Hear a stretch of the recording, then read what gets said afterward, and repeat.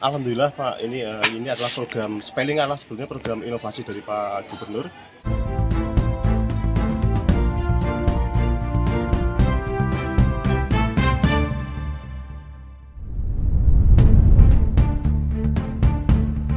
Program spelling di Desa Karangsari dikunjungi oleh anggota DPRD Provinsi Komisi E dan Balkes Ambarawa. Banjarnegara, warga masyarakat Desa Karangsari, Kecamatan Punggelan, Kabupaten Banjarnegara, mendapatkan giliran program spelling yang ditempat di Aula Kecamatan Punggelan pada hari Selasa tanggal 25 Agustus tahun 2025. Dengan adanya CKG cek kesehatan gratis, warga masyarakat Desa Karangsari antusias sekali dalam memeriksakan kesehatan. Pada kesempatan kali ini giat spelling dihadiri oleh Balkes Jawa Tengah, Kepala Dinas Kesehatan Banjarnegara, anggota Dewan Provinsi Komisi E, dari fraksi PPP Gus Jafar Sodik dari Pander. H. Amin Mahsum, Camat Punggelan, Direktur RSU Immanuel dan Kepala UPTD Puskesmas Punggelan. Muhammad Julianto, SE Camat Punggelan dalam sambutannya menerangkan program spelling, bahwa program spelling adalah layanan dokter spesialis keliling yang digagas Gubernur Jawa Tengah, Ahmad Lutfi, untuk mendekatkan pelayanan kesehatan ke masyarakat. Program ini menyediakan pemeriksaan kesehatan gratis dengan 5 layanan utama. 1. Pemeriksaan kesehatan masyarakat dapat melakukan pemeriksaan kesehatan secara gratis di Balai Desa. Layanan dokter spesialis. Program spelling menyediakan layanan dokter spesialis untuk masyarakat. 2. Screening kesehatan. Program ini juga melakukan screening kesehatan dan rujukan ke rumah sakit jika diperlukan. 3. Prioritas desa miskin. Desa prioritas untuk program spelling adalah desa yang masuk kategori miskin. 4. Kerjasama dengan Rumah Sakit Pemprov Jateng. Bekerja sama dengan 361 rumah sakit pemerintah dan swasta untuk mendukung program ini. 5.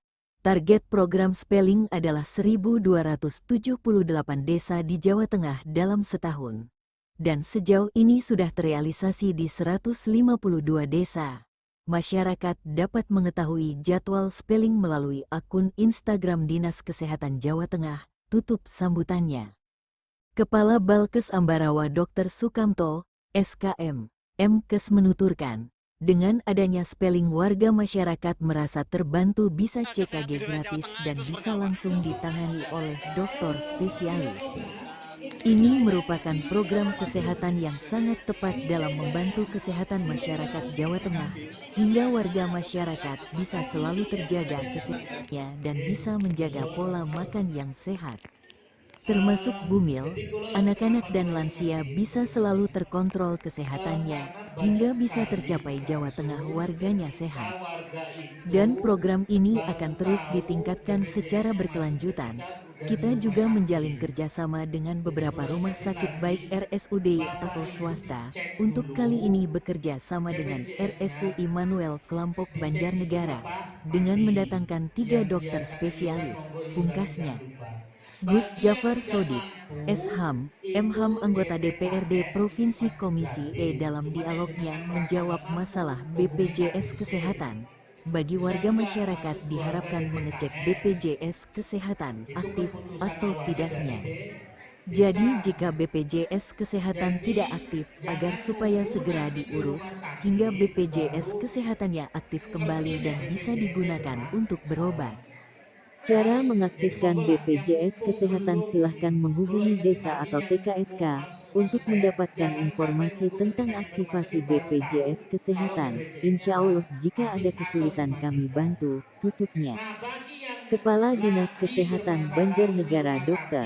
Latifah Hesti Purwaningtyas, MKes dalam menyampaikan program spelling dan aktivasi BPJS Kesehatan sama dengan yang disampaikan oleh Camat Punggelan dan Gus Jafar Sodik dan yang lainnya. Reporter WIN TV Nur Soleh mengabarkan dari Punggelan Banjarnegara. Makanya tak bantu, tapi jangan nunggu itu. Sebelum itu terjadi, kalau bisa niku BPJS sedang diaktifkan. Kalau yang mati, bagi yang merasa nggak mampu memang tapi memang nggak benar-benar nggak mampu, monggo hubungi Kades, masuk nggak DTKS? Ngoten. Sekarang ini Bapak Ibu ngapunten, data DTKS itu udah diperbaiki oleh data tunggal nanti dari Kementerian mulai per 2025. Benar-benar buatan mampu, monggo hubungin pemerintah setempat itu Kades. Setelah itu didata, oh bener ini nggak mampu, nanti BPJS gratis. Tapi yang mampu jenengan tinggal bayar DTKS apa BPJS sing mandiri, tipenya kan bantu ada nomor 321. Nomor 3 ini 40.000 nih. 37.000 per bulan per orang. Itu makanya jenengan masuk rumah sakit pun gratis, pemeriksaan gratis.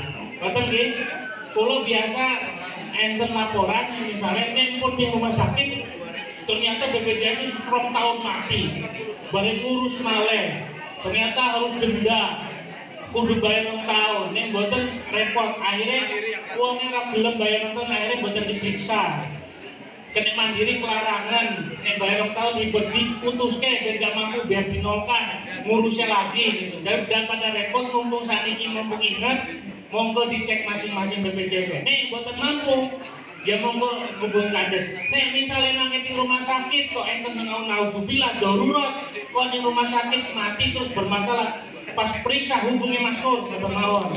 Nggih, mangke kula bantu. Tapi sebantu niku tok. Tapi besoknya itu kudu sing mampu ya bayar iuran, nek sing mboten mampu monggo. Wong negara akan nanggung. Ngoten nggih? Nggih, jangan nunggu kejadian sing malah mangke repot kabeh. Ya jenengannya repot, keluarganya repot, rumah sakit ya repot. Karena mereka bapak ibu rumah sakit ini ya sesuai aturan. Kan repot juga, direpoti juga. Mangke repot meneh Pak Kades kudu gawe surat maleh. Jadi muter-muter mawon. Kula beberapa ngurus yang muter. Nggih, daripada mangke repot ngoten nggih, monggo dicek. Ngoten Mas Nur. Nah, nambah tugas Perkenalkan, saya Rupasi, kader Desa Karangsari. Bagaimana caranya untuk diikutsertakan dalam BPJS yang dari pusat, yang PBI, bukan yang dari kabupaten. Matur nuwun. Assalamualaikum warahmatullahi wabarakatuh. Kalau memang yang bersangkutan sampai saat ini memang masuk golongan tidak mampu, yang di desa itu masuk desil 1 sampai desil 5, monggo dipun usulkan ya ke desa. Nanti kemudian usulkan ke Dinsos. Nah, nanti apapun BPJS-nya, APBN apa APBD nggak masalah. Yang penting bisa aktif. Kemudian tadi juga dikatakan Pak Jawar, kalau memang kondisi tidak mampu, posisi di rumah sakit benar-benar tidak mampu, ajukan dari JBST. Kita juga punya JBST. Pangapunten Pak Jawar, di Banjarnegara itu hanya ditanggung 50%, maksimal 5 juta. Ya, jadi masing-masing kabupaten punya aturan sendiri-sendiri. Tapi setidaknya kan membantu. Ya, kalau yang sekarang ke depan, monggo Ibu diusulkan lewat desa. Apakah dia memang masuk desil 1 sampai 5? Nanti desa akan masukkan ke dana DTKS itu diusulkan ke Dinsos. Ya, kalau sekarang memang sakit dan membutuhkan, silakan nanti kalau misalnya di rumah sakit pakai JBST. Ngaten nggih? Ngapunten, itu misalkan kita mau masuk ke yang BPJS yang dari pusat, itu yang tertanggung gimana? Yang maksudnya gimana? BPJS itu kan memang ada 2 anggaran, dari pusat sama dari daerah. Ya, yang dari daerah kan, dari daerahnya kan habis, nah, makanya kan suruh bayar. Makanya kemarin mau difungsikan itu suruh bayar yang tertanggung dulu.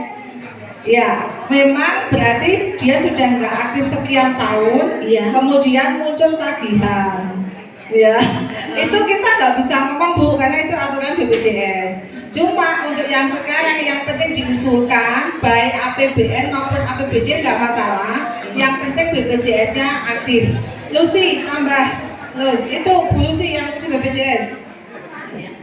Jika memang dari masyarakat tidak mampu untuk membayar premi mandiri seterusnya, nanti akan di backup, didaftarkan kembali melalui pemerintah daerah. Jadi mandirinya mungkin hanya bayar 2 bulan atau 3 bulan saja, tapi setelah itu dipindahkan kembali menjadi peserta yang iurannya dibayarkan oleh pemerintah utawi PBI. Ngaten Ibu. Sedikit Bu, sedikit Bu. Cara mengaktifkan dari setelah bayar berapa bulan lah ya, untuk mengaktifkan kembali caranya menghubungi ke Dinkes, Dinsos atau ke BPJS. Oh iya, baik. Kalau memang tadi disampaikan Bu Kepala Dinas, masyarakat tersebut masuk ke dalam desil 1 sampai 5, jadi kita ada 2 jalan yang kita lalui bersama-sama Pak. Jadi 2 alternatif, usulan melalui PPIJK maupun usulan melalui PPI daerah. Nah, untuk PPIJK nanti bisa menghubungi pihak desa agar dimasukkan ke data DTSEN dan usulan PPIJK. Karena usulan PPIJK atau pusat itu justru usulannya dari desa ke dinas sosial gitu. Kalau nanti itu kan butuh waktu Pak, mungkin butuh waktu 2-3 bulan. Nah, sementara menunggu usulan PPI pusat, kita akan backup dengan PPI daerah.